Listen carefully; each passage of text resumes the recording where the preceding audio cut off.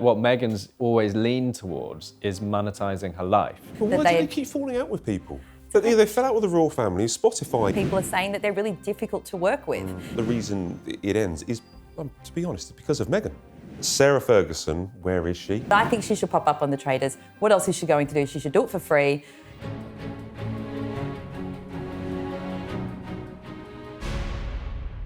Welcome to Royal Exclusive, where it's been a bad week in Montecito, but are we now seeing them hitting back? And as the war of words continues between Trump and UK's Prime Minister, should we strike a peace deal and get the King's state visit finally signed off and over and done with? I'm Matt Wilkinson, Royal Editor of The Sun, and joining me to discuss all of this and more is Bronte Coy, Royal Reporter for news.com.au and Royal Correspondent for Newsweek, Jack Royston. Welcome to you both. Hello. Now, we've discussed this before, but a few weeks ago, I did a story revealing that As Ever and Netflix had split.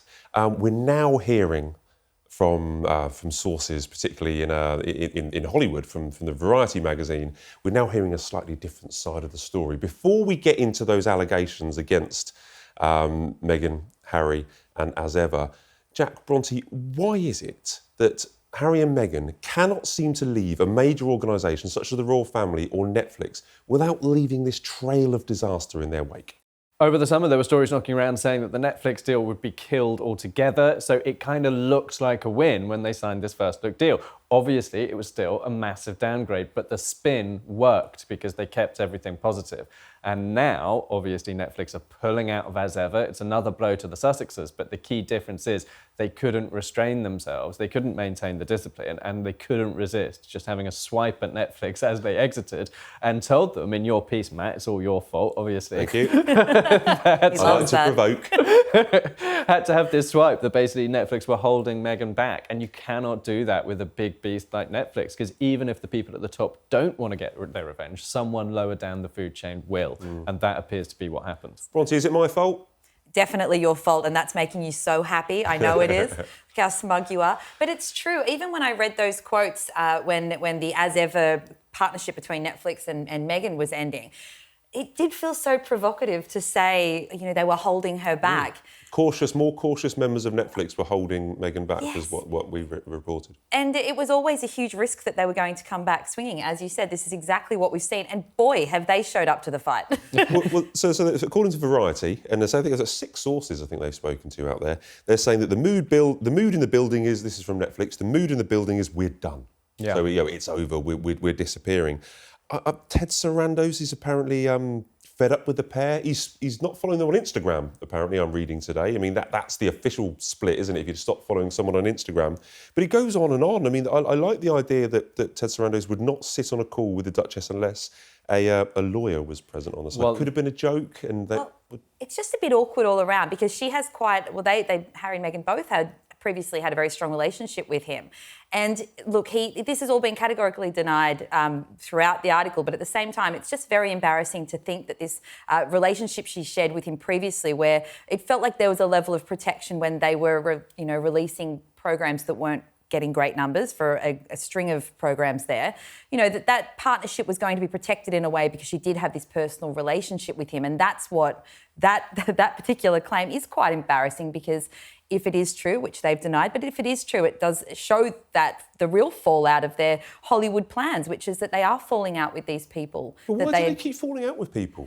But they fell out with the royal family, Spotify ended. What is it? Why do they keep getting into a situation where they're, linking up with the royal family? Huge, linking up with Netflix, absolutely a $360 billion global empire. Why does it always end like this? Well, I think there's 2 factors here. One, if you release absolute breakout, mega successful shows, no one will care. They will, in fact, let you be mean to them. If you bring the money in and the show is a dizzying success, then you can do what you want. But if the shows aren't happening, it's not working out, the content's poor, everyone starts the blame game, basically. So that's one factor. But the other factor is that both of them, and it's arguably a little more defensible with Harry because he came from a royal background, do kind of, in their own slightly different ways, act like they can do what they want. So with Harry, it was, pitching to Spotify the completely preposterous idea of starting a podcast about psychopaths in which, the guests would be psychopaths and presumably comfortable with their sociopathic nature and would talk about, why Harry hadn't become a psychopath despite having a difficult childhood. So that was bonkers, and nobody, who had a proper concept of the media and how it works would ever have pitched that idea. But then also with Meghan, in this Variety piece, there's lines about how she would just turn her camera off and disappear on Zoom calls. Well, this is my point. Sorry, this is my point. Is why does it all end? If you read that Variety piece, it seems like the reason it ends is, to be honest, because of Meghan. Well, it does. It certainly takes more aim at her than Harry. But again, to your point as well, if this is the level of protection they would have had is if they had all of these hits. And that is the core problem. And there have, of course, been all of these articles. And I do think that Variety and the one that came out in the Hollywood Reporter about 18 months ago, which was very, very bruising to the couple. I think that these ones hurt the most because, of course, it comes from industry publications, which would traditionally have been a lot more sympathetic to them.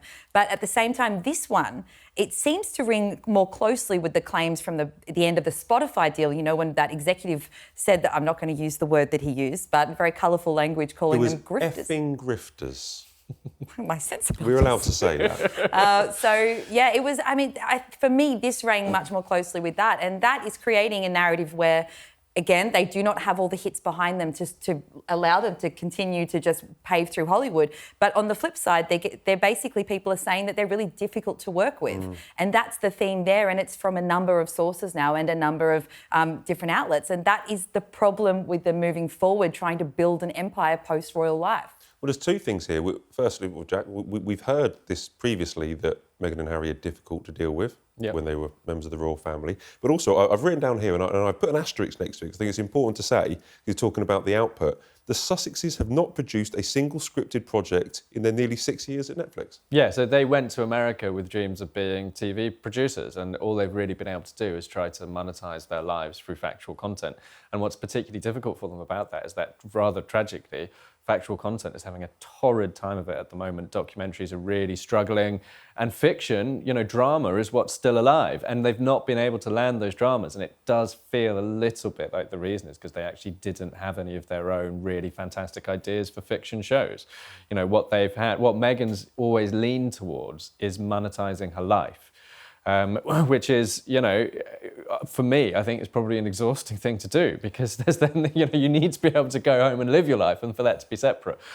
So I think, but the other thing that I think is really important not to miss here is that a lot of the clapbacks and denials in this Variety piece have come from Harry and Meghan's lawyer. There was specifically a legal letter.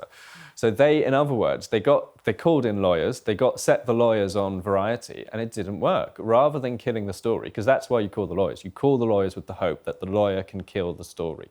And it didn't work. And instead, actually, it got some rather handy pieces of on-the-record content for Variety's coverage, to beef up their coverage. So if anything, it actually probably helped a little bit.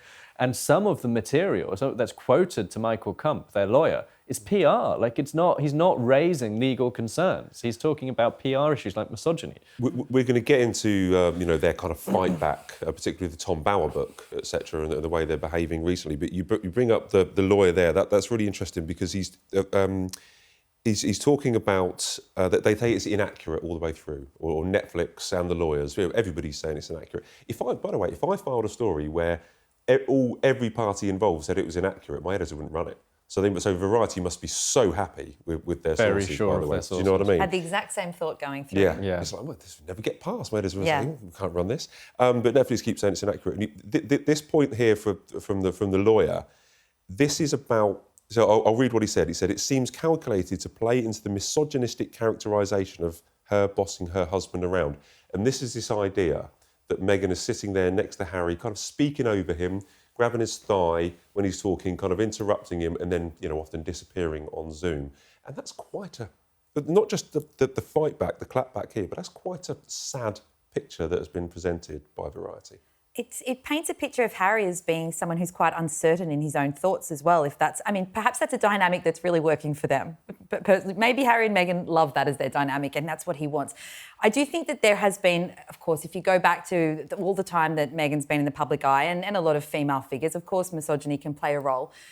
But again, in these in these articles and in this Variety one in particular, these are a number of sources talking about their lived experience working with them. And I think that we can't just whack the misogyny filter on all of this if there have been years of reports that are quite similar and from different outlets. So I think that it's, yes, of course, that is something that we need to consider especially when we're speaking about women in the public eye. But at the same time, there has surely got to be some self-reflection when you are hearing the same sort of things over and over again.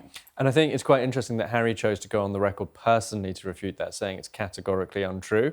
So that didn't come from a spokesperson or the lawyer, it came from him. And I think that shows the strength of feeling about it. And I think where that strength of feeling is coming from is not just how undermining it is to him to basically be told that you're controlled by your wife, but it's also the fact that that actually started life as a social media theory. The people who hate Harry and Meghan the most would share these video clips online for Instagram, YouTube, all the rest of it, of Meghan doing exactly as is described in the Variety piece. A piece of walking around, holding his hand, cutting him off mid-sentence, putting a hand on him. And they had this rather insensitive phrase for it, which was the Markle claw, which was the hand that she puts on him, which they said was to control him. And Harry hates it when social media conspiracy theories enter the mainstream, which is what has happened through this Variety piece. And obviously he'll think that it's misogynistic to characterise Meghan in that way, but it's also fundamentally misogynistic for these people on social media to be attacking her. But this represents a moment where the attempt to control those narratives and keep them out of the mainstream has collapsed and failed. And one thing that's quite interesting about it is I think actually there are times when Meghan does kind of jump in and dominate certain areas that actually she's not necessarily the best person. You see it in videos. It's not a conspiracy theory. You do see it. I know what people you're talking can watch about. the You clips. see it. They're You all watch a online. long list of clips. She will walk in. She will grab him. Yeah. They're all the clips are online, so people can decide for themselves. Just go out if you search Markle claw, then you'll get all of the content. But then another one that I wanted to bring up because it always struck me as completely bonkers was that they had this project, one of the two charity projects that they actually launched through Archwell. Was the Welcome Project, which was with Afghan refugees. Now, obviously, Harry served in Afghanistan, but Meghan took the lead on that project because she's a woman. And her view was no doubt that, well, they're women, I'm a woman, it's a big, female love-in. But Harry served in Afghanistan. He fought in the war that they fled from. It makes absolutely no sense to exclude him from that project. And he clearly should have been there.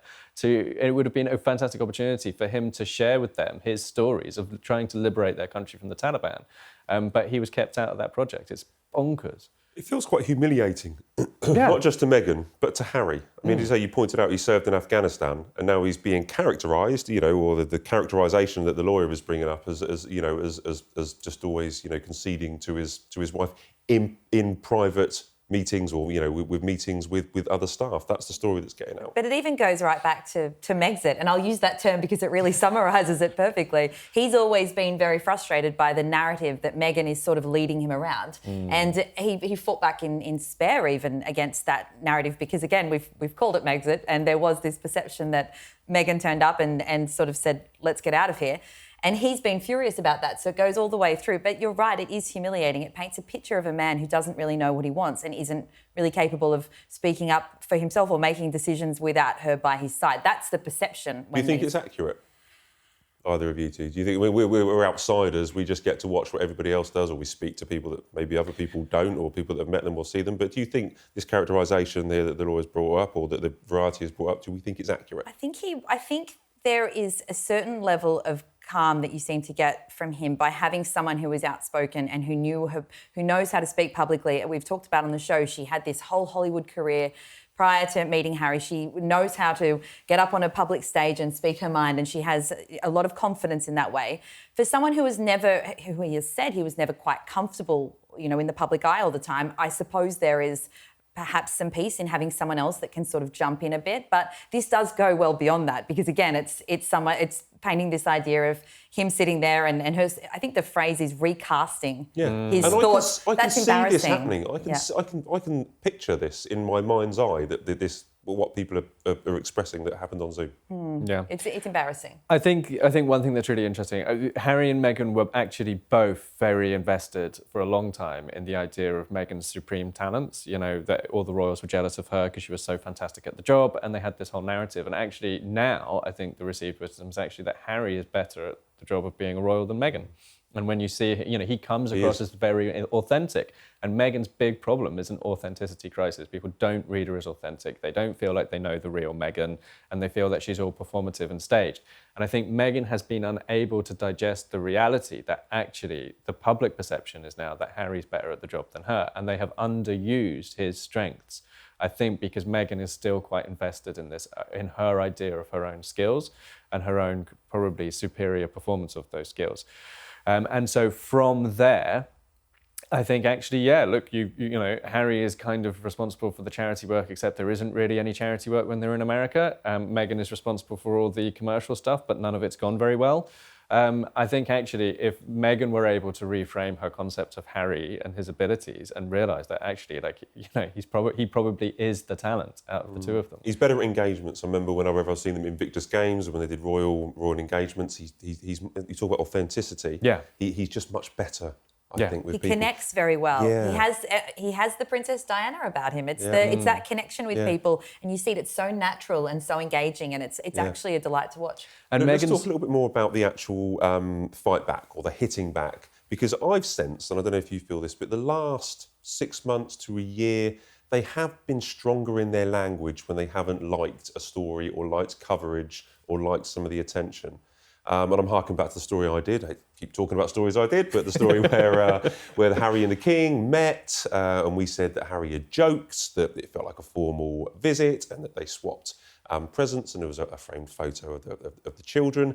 And then we were told, the next day it was, this was a Men in Grey Suits plot. And then we had Thomas Markle, when the Mail on Sunday got hold of Thomas Markle when he was unwell in the Philippines. They hit back very strongly, and they've hit strongly very back, not only in Variety with everybody denying it, but also with Tom Bower's new book, which has been serialised this week, because he's made lots of claims, and in one of the ones the spokesman has said it's accused the author of a deranged conspiracy and melodrama. Deranged conspiracy. They are fighting words. Look, I 100% agree. I half wonder whether Harry is actively, physically trying to restrain himself from firing another lawsuit at someone, because that's why you call in lawyers. I think they are choosing to fight back. It's always a risky thing to do, especially with someone like Tom Bower.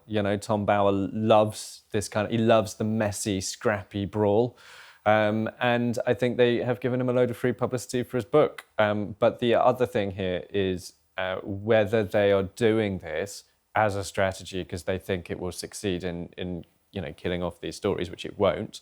It's fueling it. It's fueling it. Because the statements are so strong that the statements then become, the big story. The way into knowing that Tom Bower has a new book out, which the people will then be curious to see what all the fuss is about. And rehashing all the quotes. Yeah, exactly. Exactly.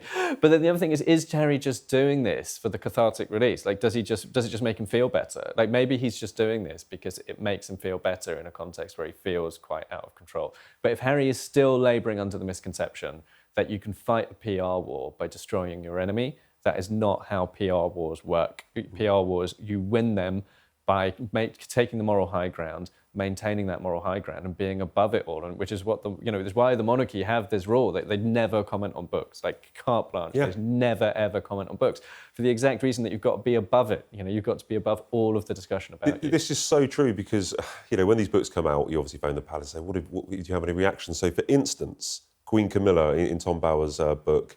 Queen Camilla allegedly claimed that Meghan had brainwashed Harry. When we speak to the palace, we do not comment on books. We do not comment on interviews about publicising books. We blanket ban on it, and they've always done that.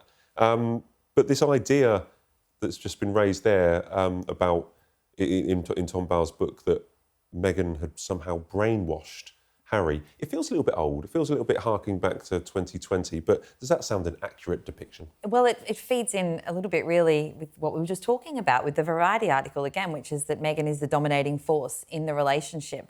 But I think that the passion behind these statements that they've been releasing to try to squash these stories, which, as you say, has had the opposite effect. It does feel like there is a sense that they're once again, similar to when they left the royal family, trying to get their narrative out and get their side of the story out. Because I think that they are, again, at a very difficult juncture where her business, she's just split with Netflix with the As Ever partnership. There is no third season of With Love Meghan. Harry, we're not quite sure what he's doing for the next year or so and onwards. And so they are at a point where I think it's very important to them for there to be a sense of justice in their narrative and what's out there. And I think it's very emotional language. To me, I read that as it felt very fiery and very emotional. Aggressive. And aggressive. It was, yeah. And, you know, from speaking to people, you know, sort of that have known Harry, it always seems like he has this sense of wanting there to be a kind of moral justice out there and he really fights for it. But I think he should probably choose his fights a little bit, because these stories, this has been a very damaging, as you said, right at the top, this has been a big few weeks for our Montecito-based royals. And this is, you know, their responses and the emotion and the aggression behind it have really fueled it further than it would have gone.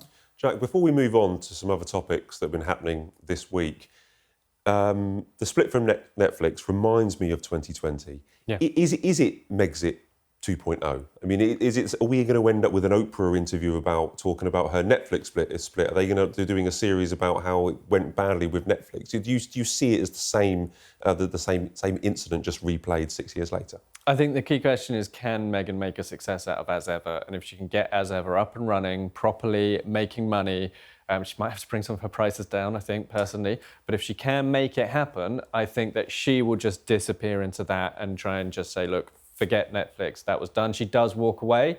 You know, she walks away from a lot of people. She walks away from her father.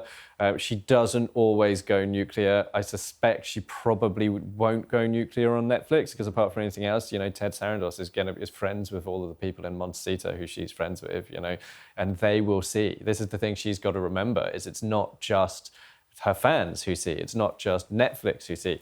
All those big name stars in Montecito, where they live, who they hobnob with, your Oprahs, your Ellen DeGeneres, they're all going to see and they're all going to judge and they're all going to know, well, oh, do you know what? That could have been me. Yeah. Like, it's Netflix now, but it could have been me. There's an enormous amount of self-confidence. You might call it deluded, but they do believe that they can walk away and make a success like they did with the royal family. You know, I'm kind of envious of this belief and this confidence that they can, that As Ever will just bloom once they actually get away from Netflix. If they manage it, you're right. If she manages to make As Ever this big empire that she's been gunning for, then that will be it. The work will speak for itself, and that will be how she finally puts all of this conflict and drama and the royal family exit all behind her. I think that's really the only way. But we're not there yet. It's not happened yet. We will see. Well, they go to Australia. They're going to take As Ever to Australia. I think they've tried England, they've tried the United States. Now they're heading down under, and that's where As Ever is going to start. I assume that's where they're going to end up start working. Yeah, I don't know how much appetite there is for extremely expensive luxury goods, but maybe there is. Maybe it will be a huge success there. Let's see if they run out of places to go to or people to move to. It's going to be interesting. Do you remember a few years back on her podcast, which I'm sure we all watched or listened to, on her podcast, Meghan claimed that she was 43% Nigerian. There was a genealogy test that she did. People did laugh at it at the time, but, let's look at it on face value. You do these genealogy tests.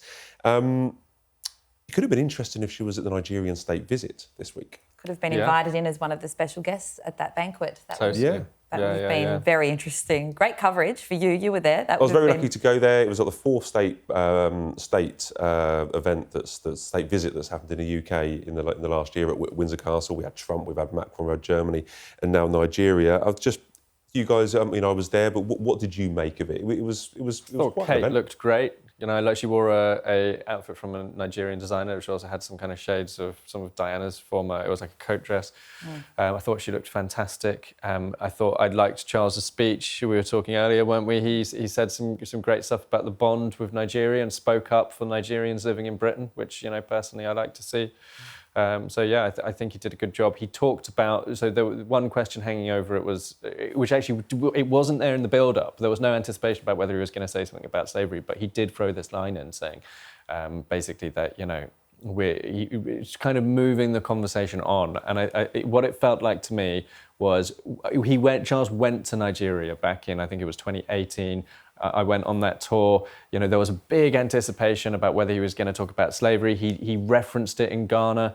And this time, it didn't feel like that pressure was there, but he chose to do something slightly different, which was to move the conversation on from talking about the kind of wounds of the past to talking about embracing Nigerians living in Britain now.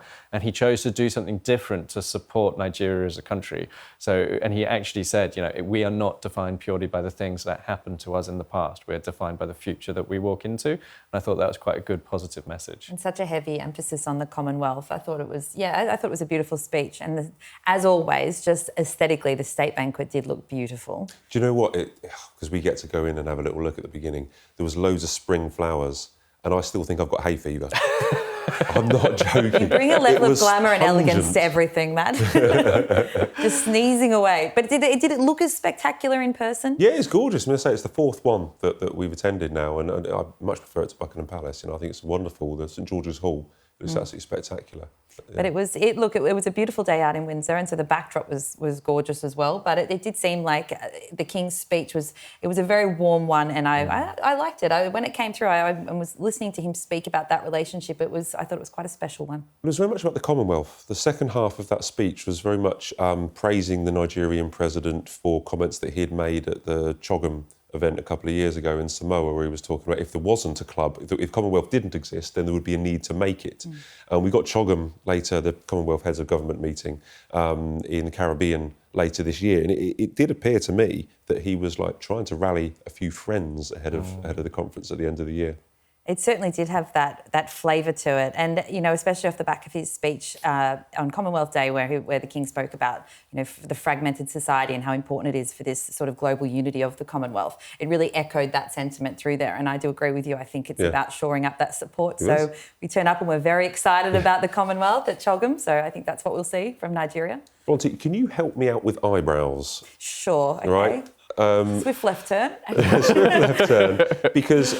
Now, I didn't spot it at the time because I was sat quite a way away, but apparently Queen Camilla has debuted. Explain what this is. She's explained it's not tattooed eyebrows, is it? Because that sounds crazy. She hasn't had tattoos on her eyebrows. Well, it is. We don't use that word. Cosmeticians don't like to use that word because it conjures up images of quite a scary sort of 80s style makeup face. But it is effectively a form of that. But it's done a very... How much into the weeds should I get? Also, I thought you were going to ask for advice for your eyebrows, and I was going to say they look great. Don't worry. But yes, basically it's a lighter tattoo. So obviously when you get a tattoo, it goes quite deep in the skin as they're permanent. These only last around 8 to 10 months. But people did spot that Camilla had quite a more defined and stronger brow. But interestingly, the place that did it, which is quite a luxurious salon I think it's in Hyde Park Corner, actually promoted this on their Instagram. So and this is very rare for royals. We know that they get things done. Of course they do, like any woman. I'm sure they like to go get their facials and tattooed eyebrows, but they've actually promoted this, and it costs around £1,400. It's not sort of a cheap and quick beauty procedure. Is that on? Should they be doing that? Lots of people do it. No. Not getting the treatment. I mean, should this company be promoting the fact that Queen Camilla is it a controversial treatment? I mean, should they? It's not controversial. I do think it's like all these things. There's a level of privacy. I mean, if you saw the list of that most women get done. We're not sort of promoting it too much, but I do think that with this, I would have assumed there was a level of privacy, and particularly for these luxury places, one of their major themes is discretion. But I would have to assume that, I think in the caption, it alluded to the fact that she'd been going there repeatedly, because you do have to go in to get them, as I mentioned, you have to get them redone. So I do wonder if she's given permission, because surely they're sort of ending that professional relationship by promoting it otherwise, I would assume. I think she'll be furious. I think she'll be utterly furious. I mean, the pictures that we have, you're zoomed into her face and you're looking at every kind of crease and wrinkle and trying to look at her. I mean, I will be, She's posed for that photo, though. So what did she not know? I don't know. I'm the same. I'm very surprised that it turned up there, but I sort of assume that maybe she's approved it, but I do find that baffling in itself. I would not. I will be endeavouring to keep an eye on her eyebrows the next time that I see her. They do look great. I mean, I'm hoping for an engagement, but, I mean, we've got another potential state visit, an outgoing state visit, Jack, coming up in the US. I mean, you work for a publication that, obviously... Yeah, we're a US magazine. A US magazine. So what's the feeling out there? We're getting kind of second-rate MPs, if I be quite frank. The Lib Dem leader, Ed Davey, and Emily Thornberry, discussing the fact that this state visit to still potentially, or still our biggest ally or biggest partner on the global scale, despite everything that's happening in the world at the moment, saying that it shouldn't go on.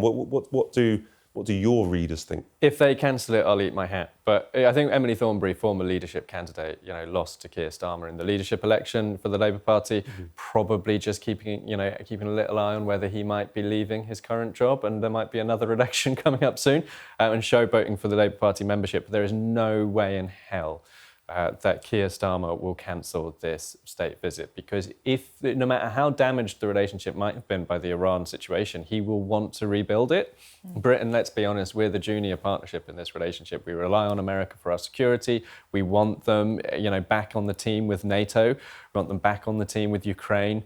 We want to get this, ideally, we want to get them to stop this war in Iran so that we can have our oil prices go back down. We need to have influence, and Britain doesn't have a hard power influence over America. We have the royal family who can exert soft power influence over America. So the state visit is actually the perfect vehicle for trying to get the relationship back on track. And Keir Starmer just isn't in a position to play hardball with Donald Trump by cancelling state visits. So people like Ed Davey, they know that the Labour Party voter base don't agree. Aren't they? They're politicking. It's just nonsense. They're trying to It's going to happen. Once you're the Prime Minister, you can't just serve your supporters, but the Lib Dems and Emily Thornberry both know that Labour Party voters and potential Labour Party voters don't actually agree with Starmer's line on Trump, which is to work with him and to try and make friends with him. They hate Trump. And so both those two politicians are just trying to basically siphon off some of Labour's crumbling support for themselves. Yeah, I completely agree. I think it's pathetic. Yeah. Just let it happen. I mean, I'm looking forward to the trip for a start. But cancel Matt's big trip. We've got Washington, New York. There's rumours of a third location and possibly a Caribbean country as well. So it could be quite a big deal. Fantastic and, trip. In the Oval Office with Trump. Staying in the US, you're a big fan of traitors. Because there is a story, a colleague of mine has written in The Sun, that Sarah Ferguson, where is she? We don't know. We've been looking for her for ages, could or would be tipped to appear on the US version of The Traitors. That's a bit on the nose, isn't it? I think that when it comes to Fergie at the moment, there's no right decision for her. I don't see any way that she's going to ever rebuild a public reputation that can withstand her being the head of having these charity partnerships and launching all her books and businesses. With that said, what else would she do but something like this? I'm for it. Did you watch it? Yes, I would watch it. And yes, people now, as I say, her reputation is completely, I think, tainted beyond repair. But what else is she going to do? And by the way, there was reports she was staying with Priscilla Presley in New York. I know. That's wild, really. Very wild. Just when you said, where is she? I know. I've been fascinated by where she has gone these last few months. But I think she should pop up on The Traitors. What else is she going to do? She should do it for free and donate money to charity, something like that. I think. Would she be cast as a traitor or a faithful?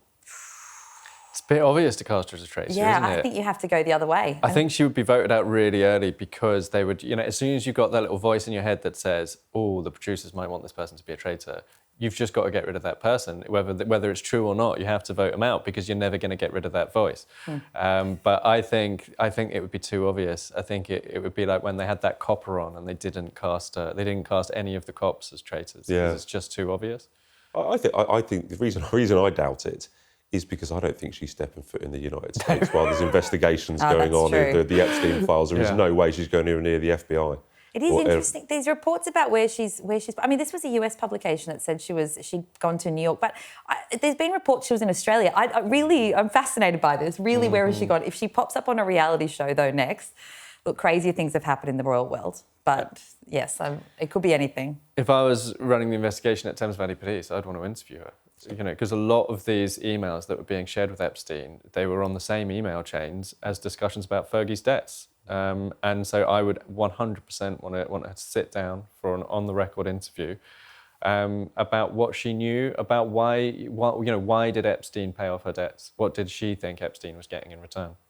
And so I think that there is a huge question mark over Fergie. And I don't see, let's say she goes on Traitors and people start asking her about Epstein. I mean, what's she going to say? She starts, and she's not somebody who's very good at restraint. So if she starts, rattling it out and, running her mouth off and talking about it all, she'd get herself in a lot of trouble. Incredible. Right, now, we are very lucky. Now, I always treat my guests as much as I possibly can, but this time it's even more special because we have spent more than £1,000 on a special King Charles hamper. This is the King's Rose hamper, and just over £1,000. So we're going to have a couple of cups of tea and a couple of biscuits and check it out. As if by magic, here is our hamper. I'm going to pour you, I'm delighted, absolutely delighted to be able to pour you some tea. This is the organic Prince of Wales blend loose leaf tea. Do you mind if I... Fantastic. And I want to get your thoughts on... Are you a tea drinker, Bronte? I have become one since moving here, and I'd like to say I want this hamper on my rider now every time I'm on the show, please. And some milk. You're fine with milk. I want to get your thoughts because we have a lot of tea in the office where we work together. So I want to know if how good this compares to the brew that I make in the office, please. It's a very lovely little teacup and saucer set. They are very nice. I half expected them to have King Charles's face emblazoned on them. Great. That might be better.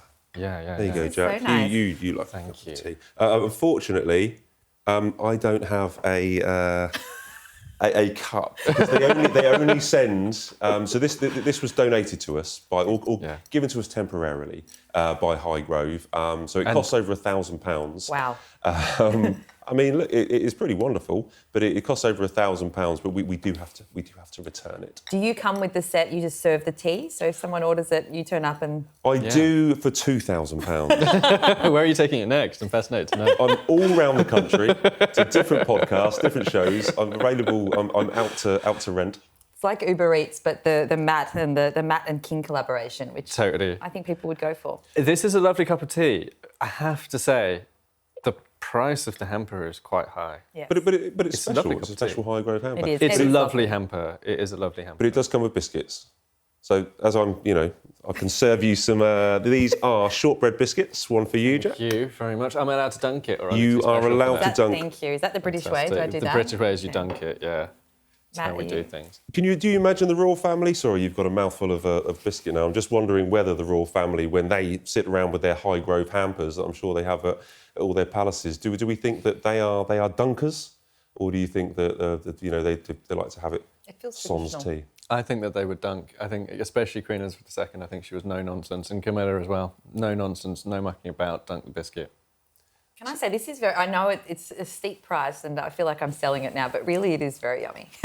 So, and it's beautiful. I like the basket. It's I'd have to find someone I really liked though to buy them that for a gift or something. Or I'd have to find someone who really likes me to buy it for me. Good I luck think to us would be- all. We begin the campaign now. Just 9 months till Christmas. But it's not just the delicious tea that you're drinking there and the shortbread biscuits. It is the teapots. Yeah, Okay? it's lovely. It is Yeah. the plates. We also have jam. Ooh, jam. It's fine bone china and a tin of organic Prince of Wales loose leaf tea, organic shortbread, and a jar of Mark the Champagne strawberry preserve.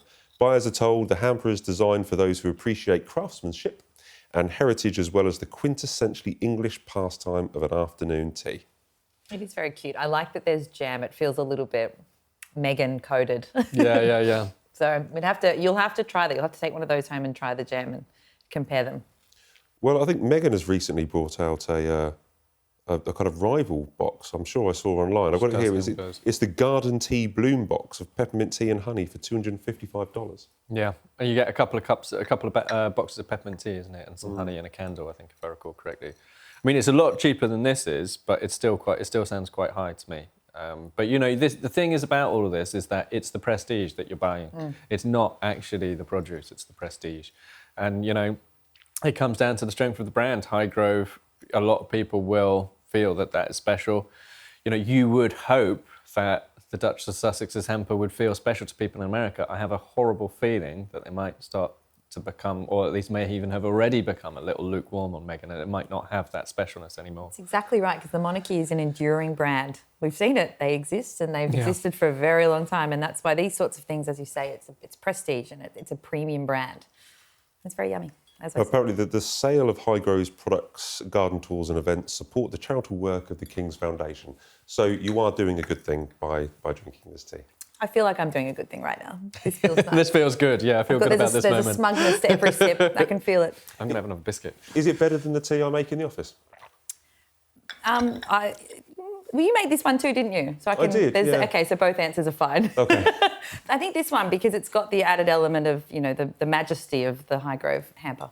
Okay, lovely. Are you all right to do our quickfire questions while you are finishing your tea?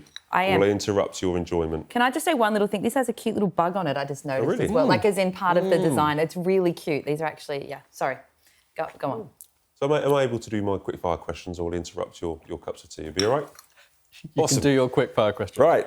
Okay, full attention. You're welcome to have another biscuit if you like, Bronte, by the way. Or will it interrupt? Carry on. It will interrupt. Jack's had two. He likes them so much, he's had two biscuits. That's the best review. Yeah, but I'm chewing into the mic. I'm just going to wait and then I'm going to just really stuff my face when the Yeah, we'll show's do over. that. All right. Okay, so after King Charles took to the DJ decks this week, what is your favourite royal-themed song? It's got to be Royals by Lord. Now, the New Zealand How does singer. that go? I have truly got, I know it'll be shocking to you, I have the worst singing voice in the world. So I'm not doing it. But it's a great song and I think everyone will probably know it. I actually prefer your choice to my choice. I think that's a brilliant one. But I was going to say, I'm going to go, I think any Prince would qualify as a royal themed song. But I'm going to go Purple Rain, but I'm going to spell it R-E-I-G-N instead of R-A-I-N. Ooh. And same request to you. Can you sing it?